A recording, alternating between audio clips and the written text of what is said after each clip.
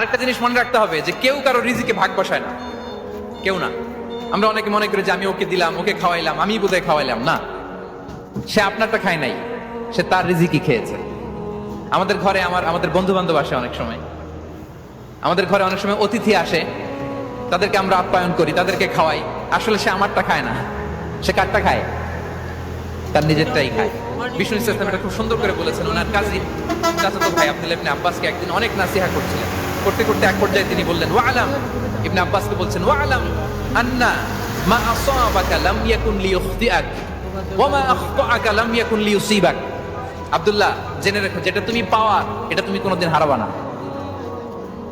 যেটা তোমার হওয়ার কথা ছিল ওটা তুমি কোনোদিন মিস করবা না। আর যেটা তুমি পাওয়ার কথা না, গোটা বিশ্বের সব শক্তিকে হাতের মুঠোয় আনলেও সেটার দেখা তুমি পাবে না, পাবে না। ওয়ালাম আন্নামা আসাবাকা লাম ইয়াকুন লিইখতিআক ওয়া মা